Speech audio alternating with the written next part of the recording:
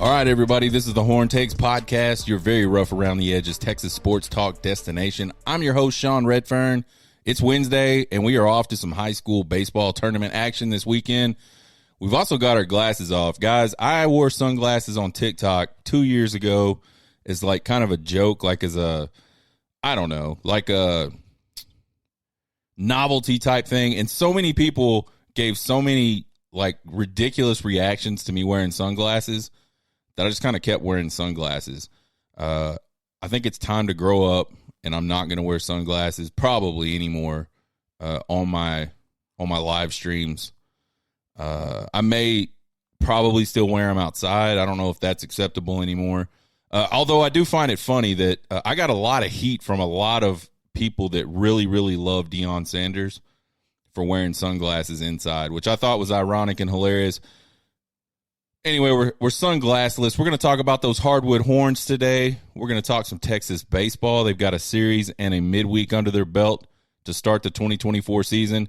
We can talk about professional all-star games and how they suck, I guess. And then Sark gets paid, man. Wow, did he get paid? Good for Sark. We'll talk more about the details on that. Check us out on Twitter, TikTok, YouTube, at Horn Takes. You can listen to the podcast at horntakespodcast.buzzsprout.com, or you can go over to YouTube, and there's actually a section in YouTube. It's been there for a while. I upload all of the audio that goes to that Buzzsprout account to YouTube podcasts, which is kind of weird to me because they don't really treat it like a podcast that I'm aware of. It still shows up as a video. There's just a big like picture there instead of me talking. If you like to listen, watch me talk, I'm cool with that. That's on YouTube as well. Other than that, you can find us on Apple Podcast. You can find us on Spotify. You can find us on, there's another one. I don't care. Doesn't matter. Hardwood Horns, 17-9 after the weekend and the early week matchup. They're still 6-7, below 500 in the Big 12. They go on the road and just get absolutely smashed by Houston, who's a really, really good basketball team. They're ranked number 2. A lot of people across the country think they are the best team in basketball right now. I don't know about that. I just know they trounced the shit out of Texas, 82-61 down there in Houston. That just kind of shows you how basketball goes, man. Like, Texas played a really, really good game against Houston at home at the Moody Center. Really probably should have won that game. I think they outplayed them during the regular portion of the game, during regulation, for the most part of the game. Just it got tied at the end, and then in overtime, Houston just did what Houston does. Still a close game. But yeah, one that Texas probably wishes they had back because they went on the road and just got stomped. Houston's going to do that to a lot of people. Again, they've got really good guards. They're a really physical team. It is what it is. We didn't expect Texas to win that game. Then they were back at home Monday night, and they got a really ugly win against K-State, 62-56. To us, this was a must-win. We were looking at the schedule last week, and we said they've got 3 home games to go. They've got to win. They have to, 100% have to win all 3 of those home games. I think if they don't win those home games, the away games are too rough on them. I don't think they're going to have enough victories at the end of the season, and I don't think they're going to get into the tournament. Now, there are 5 games to go. They got 2 home games left, and I think they need to win them all. They've got Oklahoma State, and they've got Oklahoma to end the season, the last regular season game there at the Moody Center. On the road, they got KU, Tech, and Baylor. We all know KU is going to be good. Tech's already beat them. They did beat Baylor. Can they do it a second time, and can they do it up in Waco? I don't know. Personally, I'm not counting any of those. I would be really surprised if Texas wins any of those games, but I think they have to win at least one of those games, or I don't think they're going to get in the tournament. We said they needed 4 of the remaining 7. They had to beat K-State. They did. The last 2 weekends, we said they've got to do X to stay in the hunt here, and they've done it. Now they need 3 of 5, and again, 3 of those games are on the road. The 3 games that are on the road are the 3 toughest teams left on the schedule. I could see Texas winning both of those home games realistically. I think those are much more likely wins than them going on the road. I think they lose a game at home and it's done. They're out of the tournament. That's just I'm not an expert. I'm not a bracketologist. I'm none of those things. I just think if you can't win at home against bad teams, you're not going to go win neutral site games against good teams. And maybe it's not that simple, but that's how my simple mind works. And then again, even if they do win those games, I still think they got to steal one on the road. Man, it's just hard for me to see this team, who's been really struggling a lot offensively lately, like bad. 60 points roughly their last two games. Oh, by the way, we went live way early, like super way early. Like we were supposed to go at 2. I got to get on the road though, so we're doing it at before 1. Y'all just had to deal with it. All 1.3 of my subscribers will be disappointed that they're not getting to see this live. So yeah, they start on the road against KU this Saturday, 5 p.m. Central Time on ESPN. I don't know. We know what they got to do, though. They got to win the 2 games at home, and they got to win one of these last 3 on the road. Let's see if they can do it. We wish them all the luck in the world. It's kind of interesting because they're like playing their asses off to get in, probably just to get like clown stomped in the first or second round by like a really good basketball team. I don't know. Texas baseball, we've been wanting it all year. Finally here. It's kind of a rough opening series. I mean, they won it 2-1. You cannot be mad at that. You can't be mad at winning your first series. Matter of fact, in baseball, if you can just consistently win series, it doesn't matter really who you're playing against. If you can consistently do that, I think you're a good team, and I think you're the type of team that can run through, the postseason, get hot. We see that all the time. There's always at least one team that was probably pretty good most of the season, but nobody thought, they would make a lot of waves in the tournament. They get hot at the right time. And we saw that with Fresno State a few years ago, and they won the whole damn thing. They scored like 800 points a game, 800 runs a game in that College World. It was absolutely amazing to watch that team hit. And I'm probably like way over exaggerating that. I know I am. I did it intentionally. Anyway, kind of a rough opening series for Texas against San Diego. Lots of walks by the pitching staff. They just never really looked healthy, never looked comfortable. Healthy's not the word. Comfortable. Of course, Tanner Witt was the guy we talked about last week. We said, man, can he kind of return to that form that he had before his arm injury? We haven't seen it yet. And I don't know that means we won't ever see it, but we have not seen it yet at a Tanner Witt.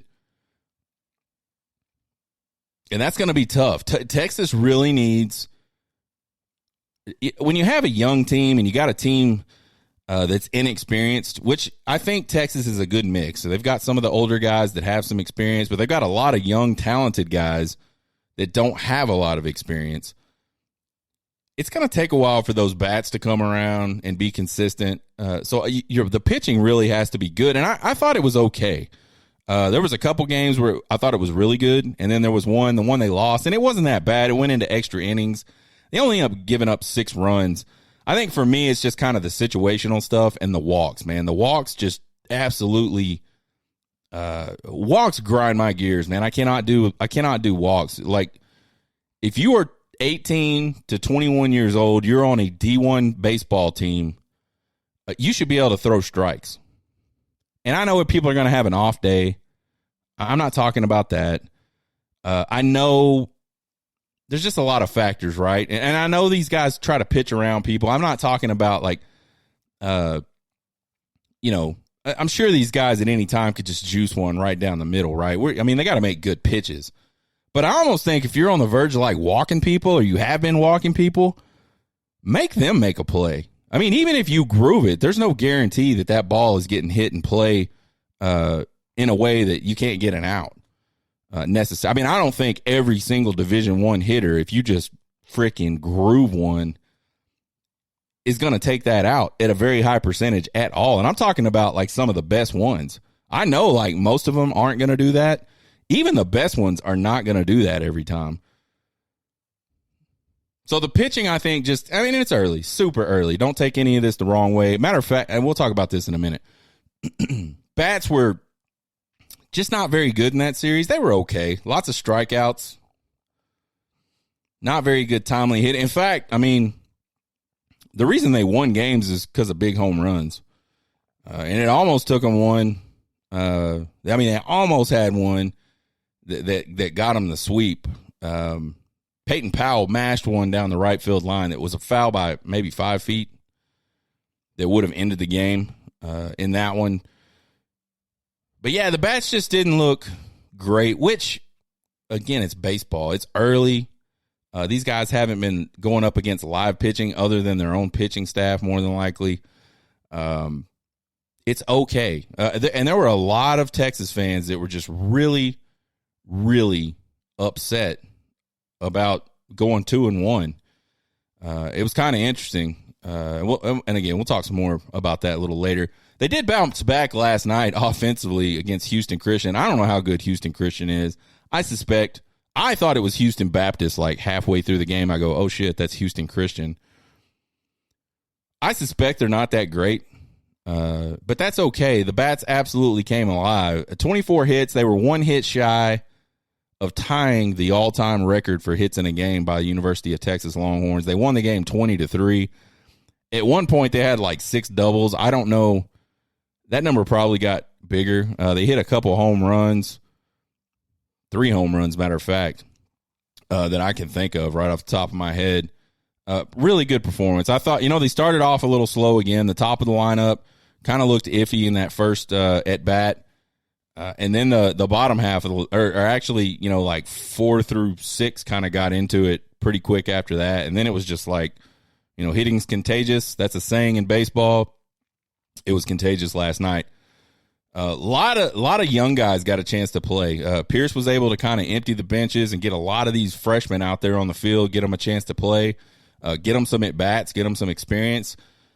And they were all hitting the ball. Like, everybody was hitting the ball. I haven't looked at it to make sure everybody got a hit, but like if you were watching the game, it was kind of ridiculous. It was almost like batting practice. And then the other side of it too was, man, Houston Christian just had this one little stretch where they absolutely struggled to just field balls cleanly. It was pretty rough. It was pretty bad to watch. It reminded me a lot of like a high school baseball game.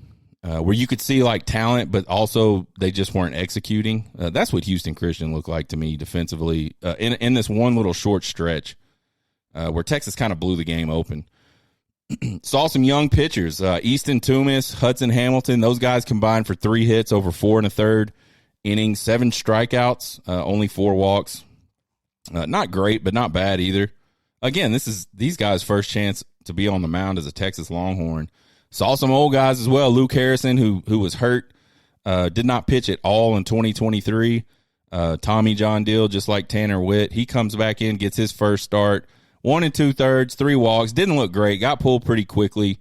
I think that was more of a precautionary type thing. Like, let's not get this guy's arm in a bad way this early in the season. And then we saw big Andre Duplantier, and I call him big. I don't think he was ever small necessarily, but that dude looks like he's been eating and lifting a lot. He is jacked now, big. I would be interested to know how much weight he put on in the offseason, because to me, he looks like a completely different dude. He had 2 innings, gave up a hit, 1 walk, 3 Ks, looked pretty good up on the mound.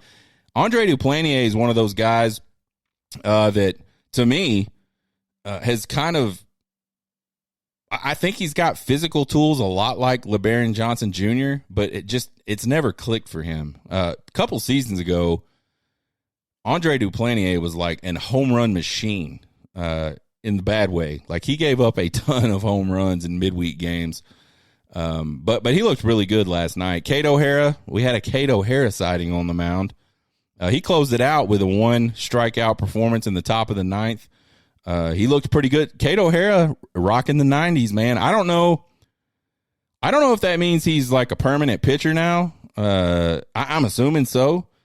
Notable absence during this weekend series and this midweek was Duke transfer, forgot his first name, but Oliveras, the guy that he's out of California, big left-handed kid, was like the top, one of the top pitchers, one of the top left-handed pitchers in his class in high school, goes to Duke, doesn't play, comes to Texas, hasn't seen the field yet. I don't know what's going on with that. If anybody out there knows, please let me know. To me, it's just odd that he was that highly touted and couldn't go to Duke and get any playing time. And I kind of just assumed maybe that's a Duke thing. You know, they don't play a lot of freshmen. You know, very high academic standards there at Duke. So I don't know. But now he's at Texas, which also has high academic standards. Don't get me wrong, but he's had a year of college under his belt. You would think if the talent was there, he would be out on the field. So I don't know. That one's weird to me. Again, we talked about all the freaking out about the fan. I mean, there was people like on Twitter saying crazy shit like, man, we should win every game until the Minute Maid Invitational or whatever the hell that shit's called down in Houston the weekend of March 1st. Just really like, oh, this team is trash. Like, oh, first the men's basketball team, now the men's baseball team. And listen, it didn't look pretty over the weekend at all. But, I mean, god dang, man, they play like 50-something games. I mean, it was so bad that even normal types of comments on Twitter were like drawing all kinds of ire. Like right after the series win, I made a tweet. I said something like, man, that was really gross series, but 2-1's a start. 2-1 is a good start. This team looks like a work in progress, but a lot of times those teams turn out good. We've seen David Pierce do the same thing. So I felt like the overall tone of the tweet was pretty positive, but this dude like immediately just jumps my ass. Says what's gross is fans like you that I don't even remember exactly what he said, but I'm like, dude, it kind of caught me off guard because I didn't intend to be negative at all. To me, gross just means like ugly, right? Like it was ugly. I'm not saying that's bad. I will take ugly wins all day long. Wins are wins. If you can consistently win ugly, there ain't a damn thing in the world wrong with that. But anyway, this guy like really hated it. Some other guy didn't like it. I don't know, man. Texas fans are a funny bunch. I think you just got to trust the process, though, with this baseball team. Like I said, 50 games is a long time. Baseball is a streaky sport anyway. You're not going to see guys come out generally and, well, you will. And these are called like Major League Baseball All-Stars. They consistently hit the ball. They consistently are good on the mound. If they're in the lineup, they consistently play good defense. They do all those things that like we look at and look so easy. They make them look so easy, but man, baseball's hard. So I am not worried about this Texas team at all. That doesn't mean in 5-6 weeks I may not be worried about this Texas team, but right now they are 3-1. They got some good experience. They got some games under their belt, and they're going to do the same thing this weekend, and it may be ugly again this weekend. But you guess what? 2-1 at the end of this weekend. We're good, man. Y'all need to settle down out there in Longhorn world. I want this team to be more aggressive at the plate. I see a lot of first pitch strike takes, and I know they're just the guy is not geared up to swing. He's absolutely not swinging. You can tell. They don't even move. You load and you get ready, and you usually have to. I mean, these dudes are throwing 90 miles an hour. You got to start your hands and start your swing, and then you pull back. These guys aren't even doing that. They're just watching the first pitch, and I think a more aggressive hitting team is a better hitting team. I just don't understand. I mean, if that guy's going to come up there and groove a fastball first pitch every single time, I do not understand why you are not hacking at that. And I don't understand. And this has been a complaint of mine about Pierce for a while. I think it's just part of his philosophy. And you can tell with certain guys it's not that way. But other guys on the team it is. But to me, I want my guys hacking. If they're throwing strikes, let's get the bat moving through the zone. And if we don't hit it, that's our bad. But you know what? we don't gain. I don't feel like you gain anything by watching a pitch that's a strike at all. You just go, yeah, he just threw me a strike. But you haven't moved your hands. You haven't gone through your swing. You don't know if you miss it. You don't know how. You don't know if you were too early. You don't know if you were too late. You know none of that shit unless you swing the bat. I don't think you learn a lot, again, watching strikes go over the plate. Cal Poly will be in town this weekend, Friday at 6:30 p.m., Saturday at 1:30 p.m., and then Sunday at 1 p.m. All the games will be on the Longhorn Network or the Longhorn Radio Network. Sunday's game will be tape delayed. I have no idea why. I think they said last night on the broadcast it's like 11 p.m. or something. They're going to show that game. There must be something else going on in Texas sports that I just don't know about that's keeping them from showing that. Maybe the girls softball or something's in like a mega tournament. I have no idea. By the way, the ladies softball team has started out the season on a tear. I know I get beat up by some of the ladies on TikTok because I don't talk about women's sports that much. Very rarely. I'm sorry, ladies.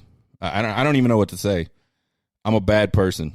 But the ladies softball team is doing a really, really good job. They've already got 2 like top 10 wins.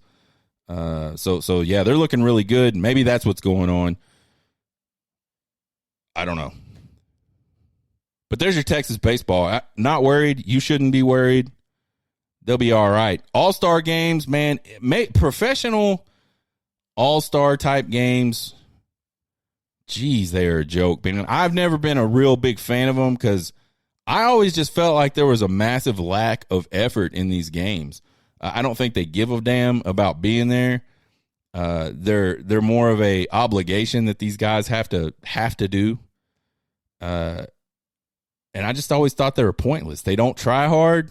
It's not fun to watch. But I feel like we're at an absolute 100% whole new low now.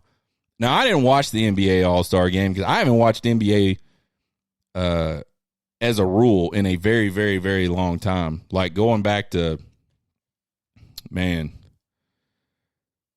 like Michael Jordan, Shaq, that time frame, that era. It sucks. It is fucking terrible to watch. So I didn't know this happened until I don't know, I saw a tweet or something.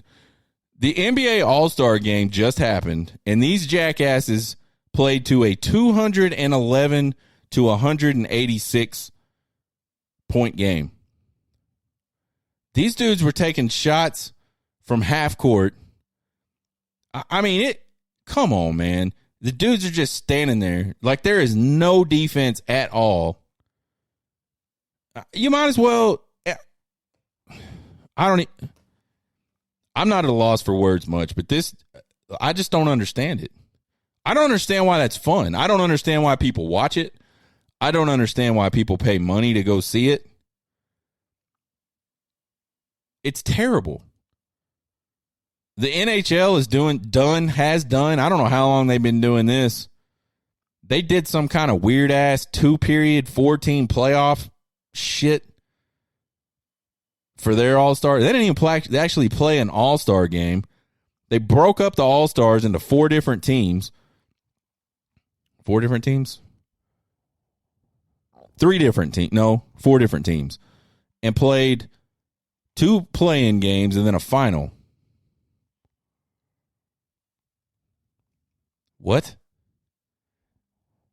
And I was about to, as I was thinking about doing this, I was going to brag on the NHL and go, those guys go and play. But you know what? If you're having to resort to gimmicky shit that isn't even your sport, what is that? That's not hockey. If you're having to do that, that means you're losing fans. And that means your product sucks ass. NFL's playing flag football for the Pro Bowl. What? Like, it costs fans a premium to go to this shit. The least they could do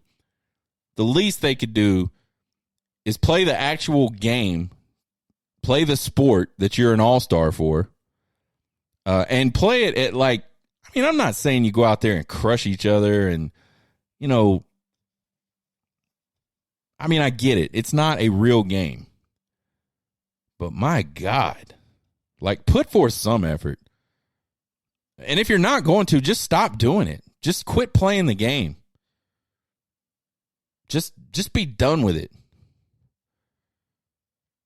Sark's getting paid, y'all. 4-year extension. He's the third highest paid head coach in college football now. $10.3 million a year. This man's going to get 100K increases every year until the contract matures in, 2030?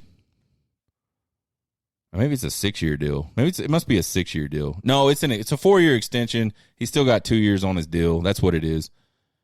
I don't know if you've ever, I mean, $10 million, if people throw that out there and go $10 million, man, that's a lot of money. Everybody knows it's a lot of money. But I don't know how many people actually sit down and like think about, like, I get paid every 2 weeks. I get paid 26 times a year, every 2 weeks. If you took $10.3 million and paid it out like that, that is $396,000 a pay period. That is fucking absurd. And I will say it. I'll say it in a minute, but that's crazy. That is a crazy amount of money. There's $1.85 million in annual incentives in this contract. $300K for conference championship, $250K for reaching a playoff, $500K for reaching a playoff quarterfinal, $750K for reaching a semifinal, $1 million for reaching the final, and $1.25 for winning the whole damn thing. There's a $300,000 per year like coaching bonus type thing in there. Like, you win like some coaching award, you get $300K. You don't. He does. He's got use of a private jet for 20 personal hours a year, 2 dealer cars, I'm assuming, for him and his wife. All kinds of suite and ticket availability stuff. He gets a suite for every game. He gets tickets to all these games. So Sark is like rolling in it. I think he got he was at like $3 million before, I believe, 3 or 5, something, 3 to 5, somewhere around in there. He more than doubled his salary, and it was already pretty good. Like, I would be okay with that salary. And the other cool thing is he made sure they took care of his assistants. Pete Kwiatkowski, Kyle Flood, Banks, they all got taken care of. And by the way, he was already taking care of them pretty well. Those dudes, they're all north of $1 million. And I think most of them are north of $1.25 million. So they're doing okay. Coaching, so I said earlier, like, coaching salaries are absolutely insane, man. I'm going to say something that's probably going to piss a lot of people off. There is no way a coach is worth that much money. And listen to me. What I'm saying is, it is crazy to pay a coach that much money. I get why you have to. That's the other side of this argument. I get why you have to, because if you don't, they're going to go somewhere where someone will. But that is crazy. $10 million a year. What are we doing? What are we doing? And I am like a capitalist out the ass. Like, I'm not one of these, let's redistribute wealth. And I'm not one of those dudes. I think it's nuts what's happened to coaching salaries really in just like the last few years. Like, I remember when Mac Brown was making I want to say it was like $3.5 million a year or something. Like, I was like, holy shit. Like, he makes $3.5 million a year. That's nothing. At some point, it's going to have to burst, right? Like, the bubble will have to burst on that. There's no way people can continue to pay those types of salaries, right? Anyway, I'm happy for Sark. I'm happy for his staff. They all deserve it, I guess. In terms of the market, I think the market's crazy. That's what I should say. The market is just stupid. These guys, I don't have any ill will towards them. They're just playing in the game. They're playing the market. They definitely deserve to get some pay raise because that was a hell of a year they had last season. And I think the roster is such that they're going to have another good season this year. We'll have to see. But yeah, man, Sark banking. Texas got him on the cheap. And you knew this was part of the plan, right? That let's get him on the cheap because this is his first head coaching job since all the, personal matters he had. But if he does well, we're going to have to pay him. And boy, have they paid him. So congrats to Sark. Congrats to the rest of those guys. Peanut scandal at Lake Travis High School. I got to talk about this. So for those of y'all that haven't heard, which I don't know how you haven't, there's a player on the Lake Travis High School football team that is allergic to peanuts. And this group of other players went up and asked him, what happens if you eat peanuts or get near peanuts or, could you die? Something along those lines. He says, yeah, I could die. So like the next day or, I don't know the exact timeline on all this, but he shows up to his locker and they had stuffed peanuts in his, I'm assuming like in his cleats or, inside of his shoulder pad, stuff like, where you couldn't like see peanuts, because I think if he's that allergic to peanuts, he looks at his locker or maybe even opens the locker. I know our lockers were like expanded metal. They were really nice, but they had expanded metal so you could see through them. I don't know what his looked like. Point being, if he has to open a door, it was such a way that he didn't see peanuts. So he starts going through his, grabbing his stuff, and that's when he realizes, oh my God, there's peanuts and all this shit. So, he, of course, if you're that allergic to peanuts, it doesn't take long for that reaction to start. I don't know all the story about what sort of medical treatment he had to get or anything like that. But this thing happens. He reports it or someone reports it. And then these kids start retaliating against him for reporting them. They do more peanuts in his locker and all kinds of other bullying and bullshit. The school doesn't do anything about it. The athletic department doesn't do anything about it. And so basically, this hazing that, and I here's another thing. I'm not like one of these like overly sensitive people either. Like, I think we should bring ass kickings back to school and stop stop sending kids to jail for getting in a fist fight. Stop sending kids to jail that are just protecting themselves or just, sticking up for themselves. People are lazy and they want to go from one extreme to the other. The extreme used to be, oh, you could get in that type of fight and, you might get licks back in the day. Like when I grew up, you might go to some kind of Saturday suspension or in-house school suspension, but you didn't get arrested. And now it's just like we have a no tolerance policy because there's all these gang violences, and there's a difference between two dudes or two ladies tossing hands at each other because they've got a dispute, or one kid was picking on the other, and like an all-out brawl between two gangs. To me, like smart people, educated people should be able to differentiate between that. But that's the reason for the arrest thing that you got today, trying to stem the gang violence, right? So I don't know how I got off on this tangent. So anyway, this kid, all this shit's going on. Nobody does anything about it. They don't get held accountable. Well, it comes out that one of the kids that was part of this group is a very highly rated defensive line prospect. And matter of fact, he has a visit to Texas coming up. Well, when all this comes out, a lot of Texas fans are like calling for Sark to like just kind of cancel the recruitment. Like, don't recruit this kid. And I got to say, I don't disagree with that one single bit. Like, the question is, do they keep pursuing this guy? And listen, I know kids make mistakes. Kids do dumb shit. I look back at my childhood and my, teenage years, and I tell my wife this all the time. I go, like, I am crazy lucky just to be here. I did a lot of dumb shit. And you see it in other people's lives. Like, I mean, there's kids that like tump over a freaking golf cart and they're dead. I mean, you know how many times we flipped four-wheelers and freaking crashed motorcycles? And I mean, we did a lot of dumb shit. And we could have just as easily died. But the thing is, we didn't think any of that stuff was dangerous. Like, we didn't think we were going to die. doing any of those things. So kids just don't. I think it's kind of a general rule, like especially young boys, they just don't grasp the concept of mortality until they get a little bit older. But to me, man, like they asked the kid, how sick is this going to make you? Like, how sick would this make you? Could you die from that? And they did it anyway. And to me, that's not thinking about something. That's like intent. Like he told you this is what could happen to me, and you did it anyway.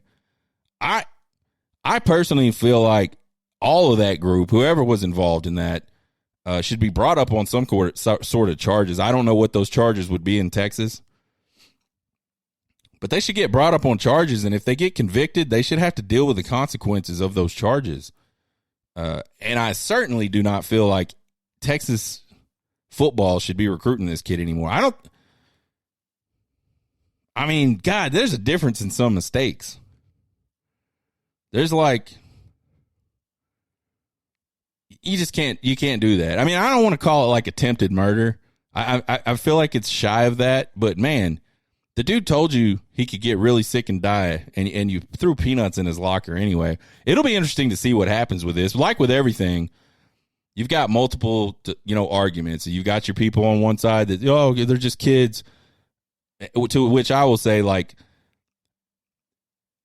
kids just being kids doesn't do it for me in this case. Like egging a house, wrapping a house, okay.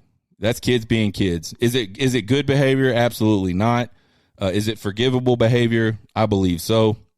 You make them come clean it up. You do whatever punishment fits the crime, right? But we're talking about they could have killed this kid, and they knew they could have killed this kid.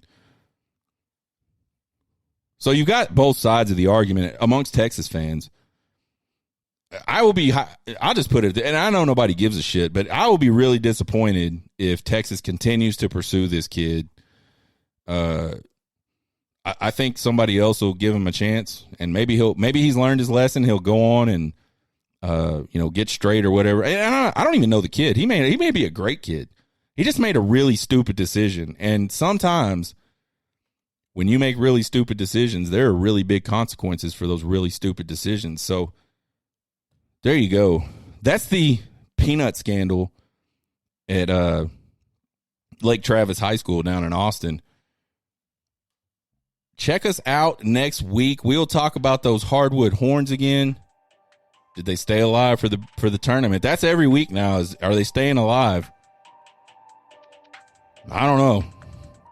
I don't think they're going to stay alive.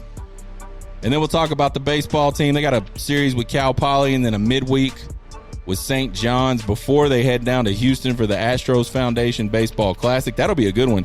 LSU's going to be there. Vanderbilt's going to be there. Texas State's going to be there.